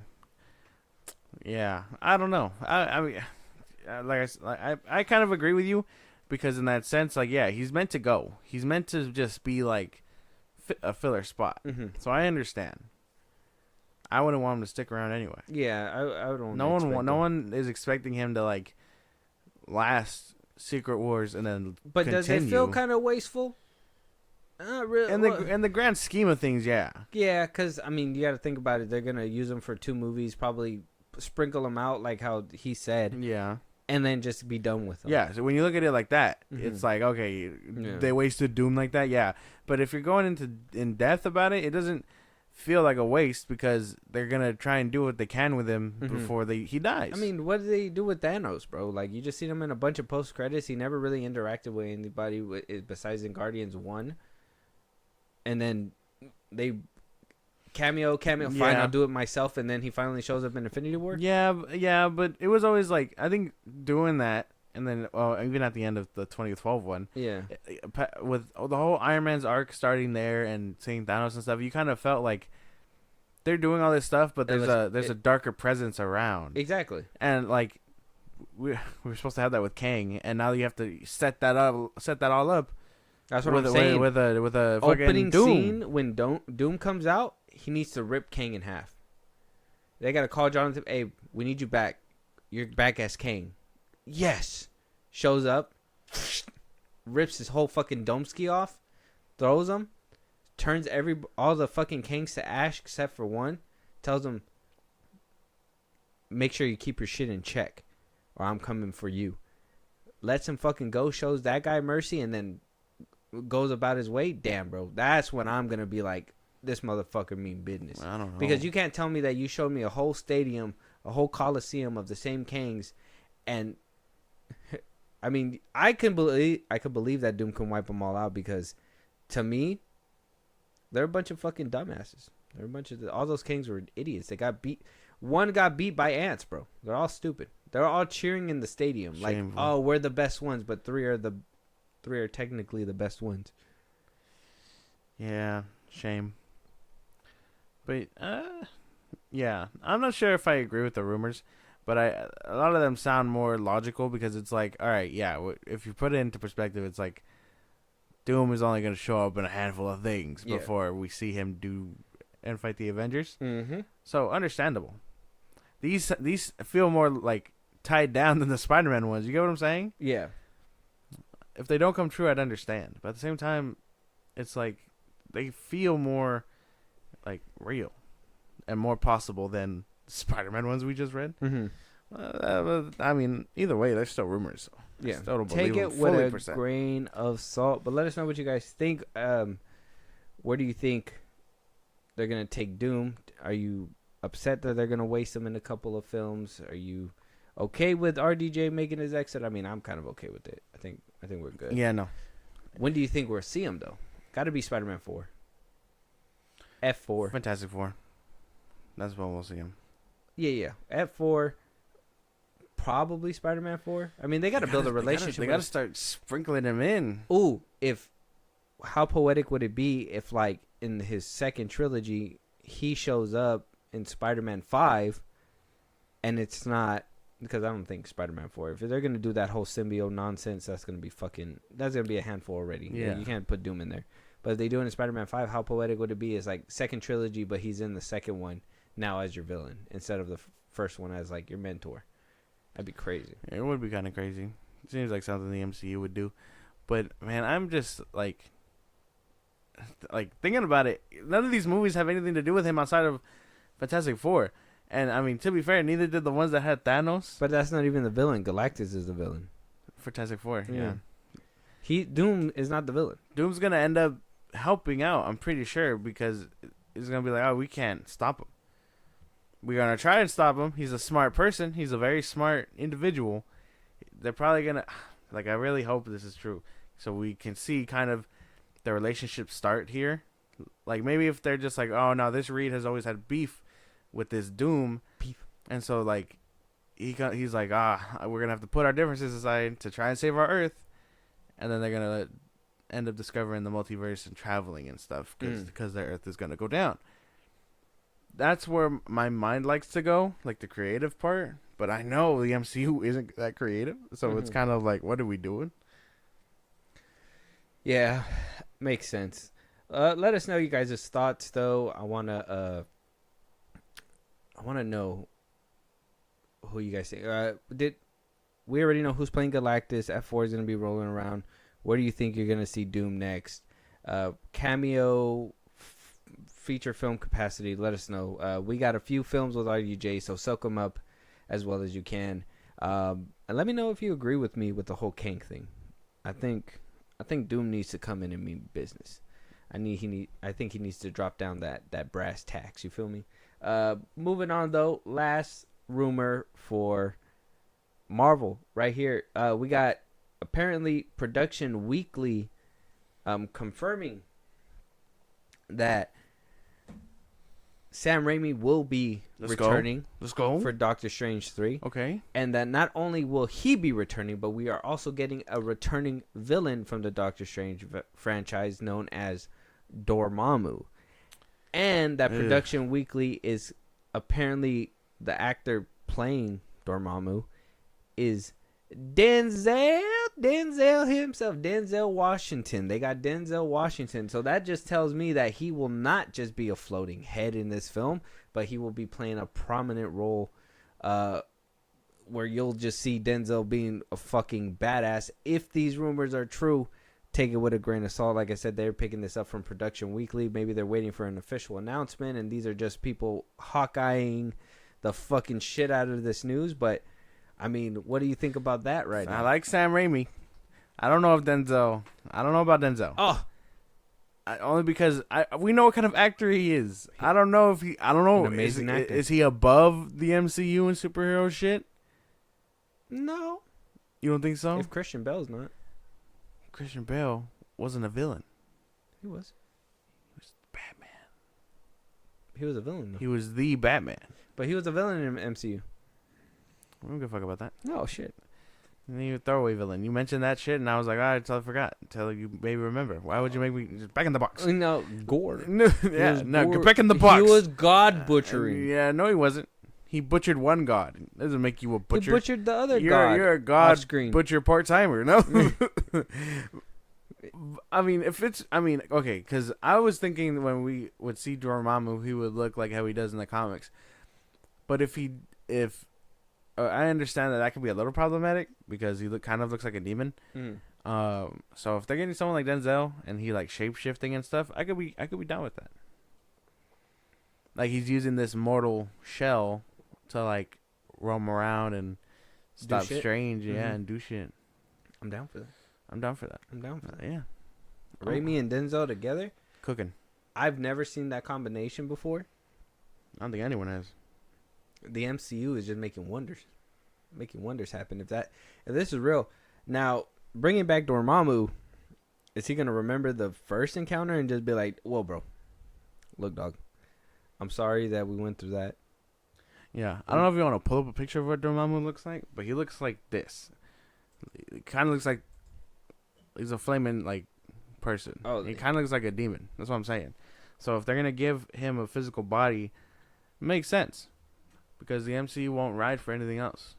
Yeah, like this one right here. Yeah. Yeah, but this is the one the MCU gave us. Yeah.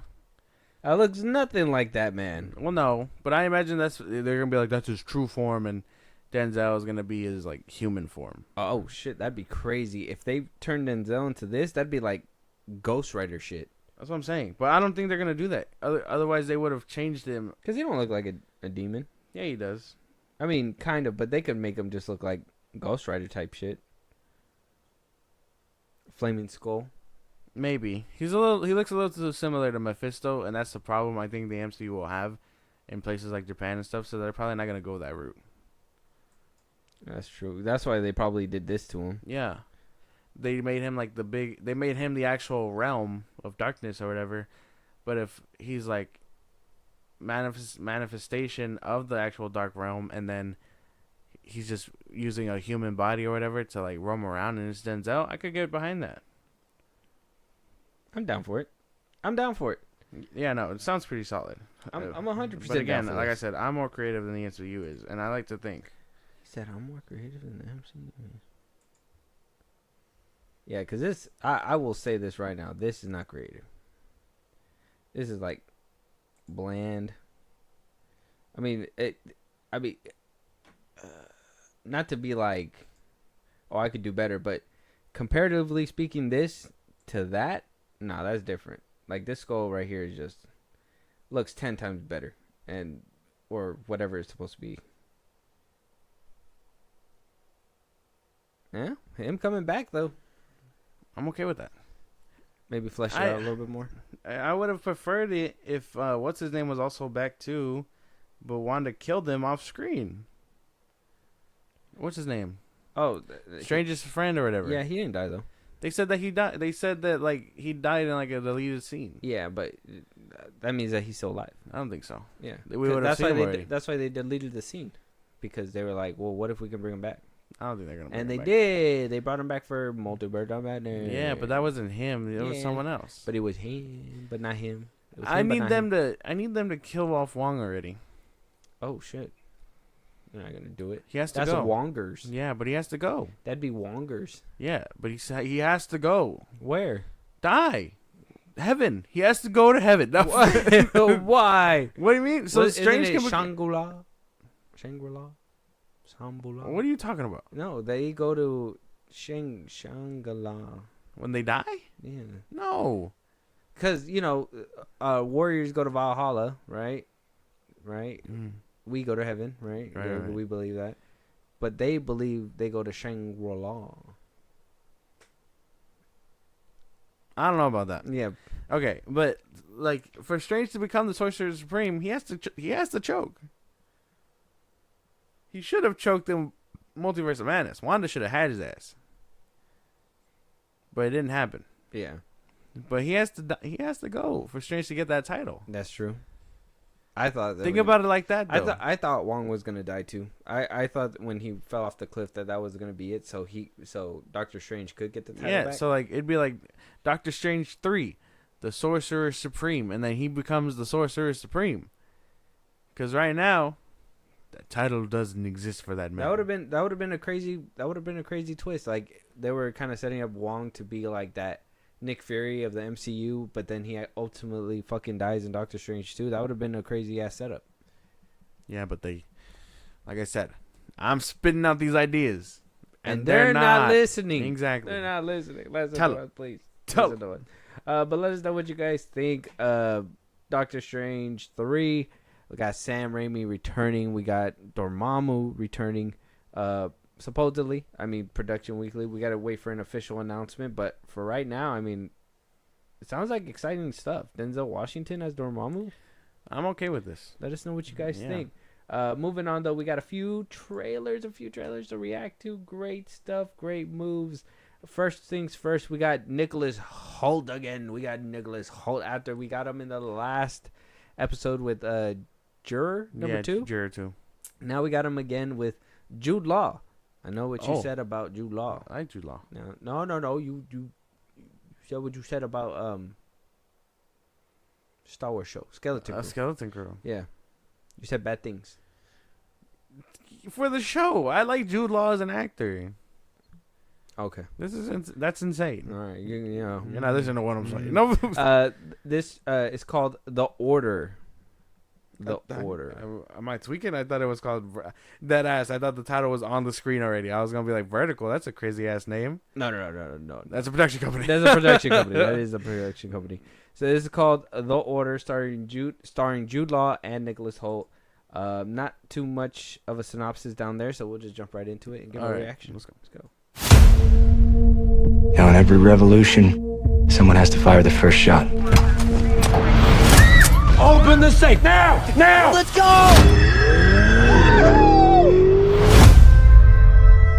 Sheriff Laughlin, Terry Husk. I had a question about some flyers I keep seeing. White power. Is that the Aryan Nation? You know what my problem is with every fanatic? You have to have somebody to blame for your life. You know those pamphlets you saw? It's not all. This was in June. A bomb went off at a synagogue in Boise. That's just the beginning. Beginning of what? This book holds our birthright. It tells the story of a group of white separatists waging a race war against the United States government. We don't advocate any of our members breaking any laws. But some do. Well, you must understand that. Being in a cult like the federal government. Why'd you call me about this case? I need your help. Pay groups don't rob banks. Go! There's 6 steps in that book. Recruiting, training, fundraising, assassination. What's 6? Large-scale domestic terror attacks. Come on! Take him now. Get out of here, dear! How much they get? Let's go! 3.6 million. What does that buy? Buys an army. It's happening. War's begun. You've drawn too much attention. From who? The FBI. I've warned you before. You are playing with fire. You're not from here, huh? You following me? Morning, my brothers. We want you to join us on a mission, putting words into action. Will you stand up and fight to survive? This terrorist group of yours have a name? In the book, they're called The Order. Defeat. Victory. Defeat. Victory. Defeat. Victory.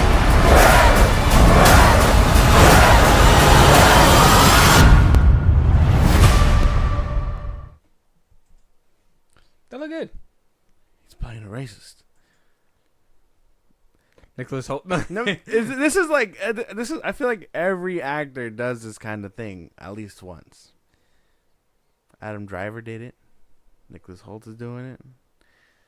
I would like to think that it's just trials and tribulations of being an actor. No, it's just there's not, there's not a lot of white actors you can put in a role like that. So. Nah, man, you could throw a rock at anybody in Hollywood and there'll be a white actor. But I mean, not bad. It looks pretty solid. I'm okay with this. I'm down for it.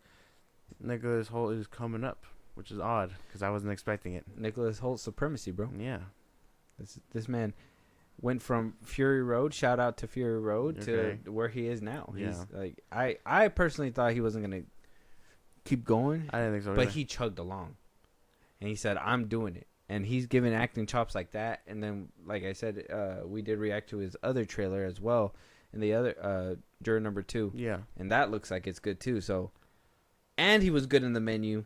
I mean, come on, Nicholas Hoult supremacy. I can't even.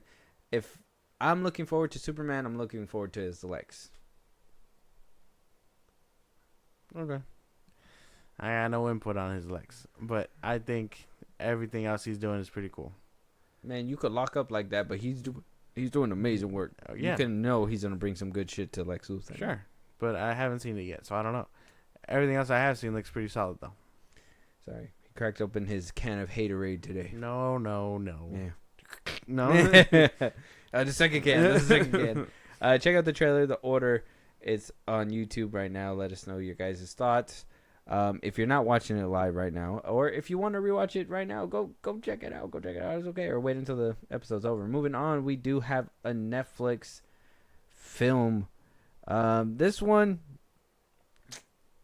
new actor there.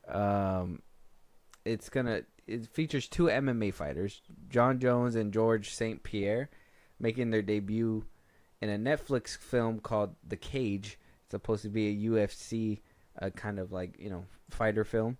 I'm not into Netflix films, okay?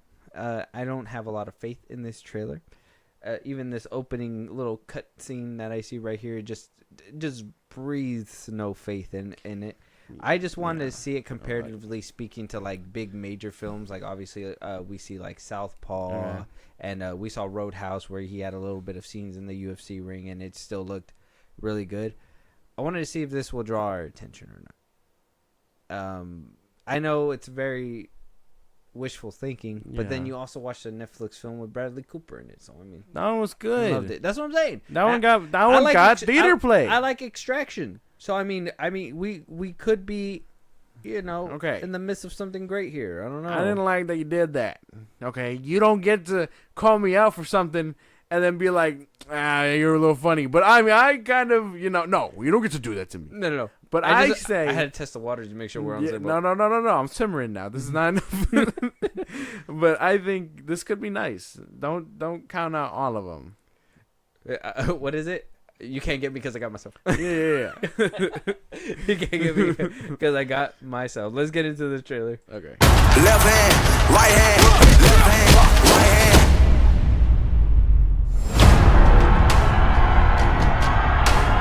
Je veux devenir un champion, prendre des ceintures et rentrer à l'UFC. Les bons diplômes pour les bons tafs, pour les bons salaires, je les ai pas. Tout ce que je sais faire, c'est me battre. Et j'aime ça. Je sais que je peux faire de grandes choses, mais pour ça, j'ai besoin de vous. Faut vraiment que tu nous aides là, mon fils, hein? Tu leur dois combien, ces gars-là? 40 000.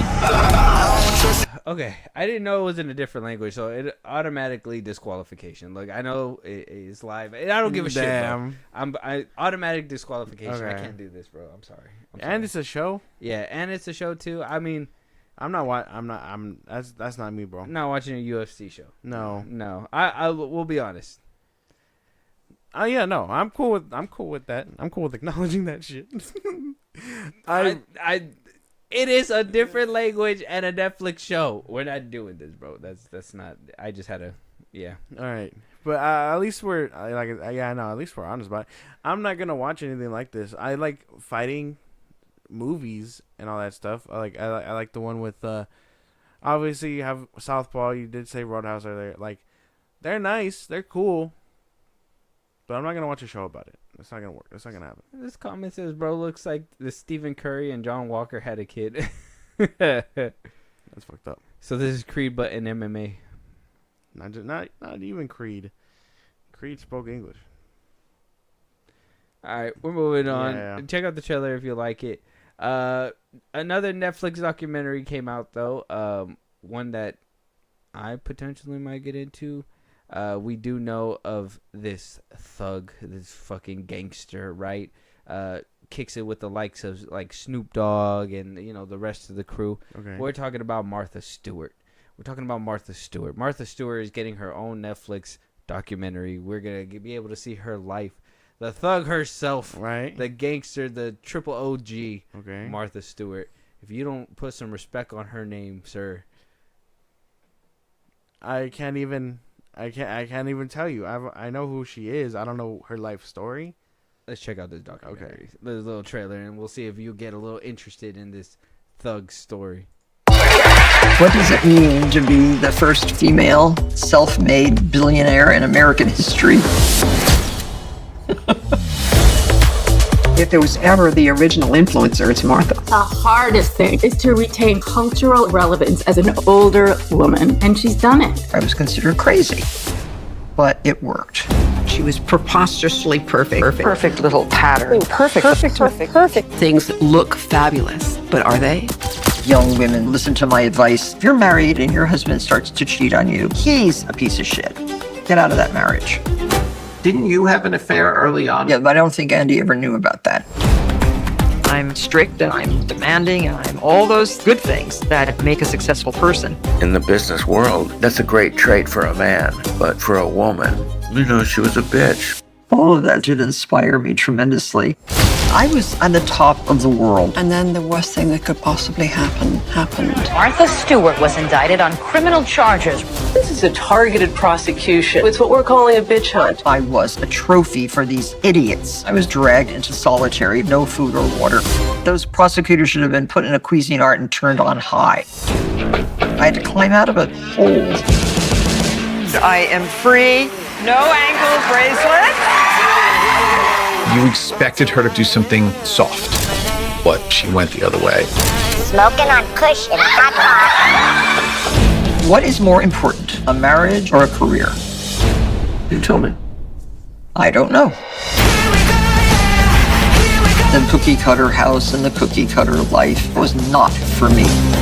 I like the way you spinning that sugar around them balls, Martha. That's nice. I have two mottos. Learn something new every day, and when you're through changing, you're through. I could have just been a miserable has-been housewife, but I didn't let that happen to myself. And I'm so happy I didn't.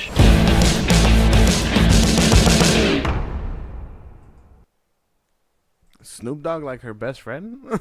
Yeah. What the hell? They mad homies. They started literally like a joint company together. Oh, there you go. That's cool. Don't know who she is. I mean, I've heard of her stuff. Yeah. We've seen her lighters and all that. This is the female Trump. What? Yeah, bro. She is a badass motherfucker. Like, she does all kinds. Like, I understand that, like, obviously Trump's a piece of shit too or whatever. Yeah. But, like, he has his high highs too. Okay. Her too. She has her high highs and she has her low lows. Like, it's just, she is that Mongol, that, like, piece that she was, like, kind of like what this documentary said. She always kept herself relevant somehow. She cooking shows. She would do investments. She'd do all kinds of like advertising. Be on big old stages with like, and you just be like, "What the fuck, Martha Stewart? How the fuck you even get there?" Like, she was making moves in the public eye, and then shit happened. She had to do some jail time. Got the ankle bracelet off. Was able to walk free. Snoop Dogg was like, "Holy fuck, that's pretty fucking gangster." Yeah. I don't mind. I'll probably check this out. I didn't know that. I didn't know anything about that. I don't know this. I don't know who she is. Yeah, I'm gonna check out the whole documentary because I know parts of her life. I don't know her whole story. So I mean, if this kind of gives it to him, you do have that hypocritical side of her, obviously, where she was. They even said too, like, that shit was funny. You didn't have an affair, but he didn't know about that. It's like, what the fuck? It don't matter. But yeah, Martha Stewart's a gangster. You check out the trailer, possibly check out the documentary as well. Let us know what you guys think about that. Yeah. Moving on to our last topic, though, we have our last trailer, Companion. We coming out in the beginning of the year, so there's a skeptical part. We have. It's not a horror movie, is it? Is it a horror movie? Yes, it's a horror movie. Oh shit! Never mind then. Written and directed by Drew Hancock. Sophie Thatcher's in it. She was in Yellow Jackets and The Boogeyman. Jack Quaid. Written and directed by Drew Hancock. Sophie Thatcher's in it. Jack Quaid, obviously. Huey from The Boys, he's in there. We have Lucas Cage. He's going to be out in Smile 2 as well. I'm hearing great things about that film. Megan Sir, and so on and so forth. Yeah, it looks interesting. It seems like a weird movie. Sounds kind of interesting. I'm trying to see if there's like a little synopsis. I don't see a synopsis, so we're probably just gonna have to jump right in. Blind. Yeah, but I heard Huey from The Boys. I'm in. Okay. Little teaser trailer coming out. That's the only part though. It's a horror movie, I'm guessing, and in the beginning of the year. God damn it. And we saw what happened with Night Swim. Not another Night Swim. Yeah, let's get into it. My love must be a kind of blind love, or bright. I only have eyes for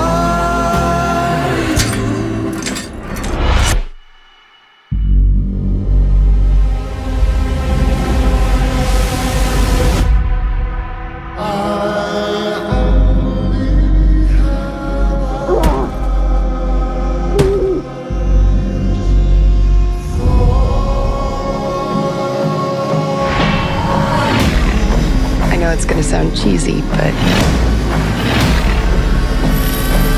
the moment we locked eyes,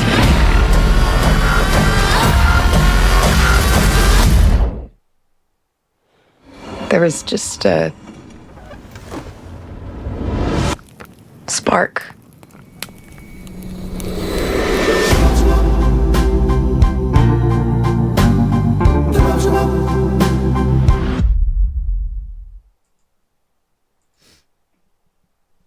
That looked nice. Coming from Warner Bros? Yep. Not bad. Skeptical about a January movie though. But then After what happened last time? Yes. But then you think about Mickey 17 coming out in January and you're like, maybe it's not all bad. Maybe it's not all bad. I like it. This looks pretty nice. Would I watch it in theaters? Probably not. It depends. Maybe I need another trailer. Yeah, maybe one more trailer, but I would watch that one in theaters. That one doesn't look too bad. That one actually looks mad cinematic. All right. Yeah. Mad cinematic? Mad cinematic. Mad cinematic. Mad cinematic. It sounds pretty cool, though. I don't mind it. After that trailer, it looks kind of interesting. It looks like it's a take on, like, Misery, almost. Yeah. Yeah. I was... Because it seemed like a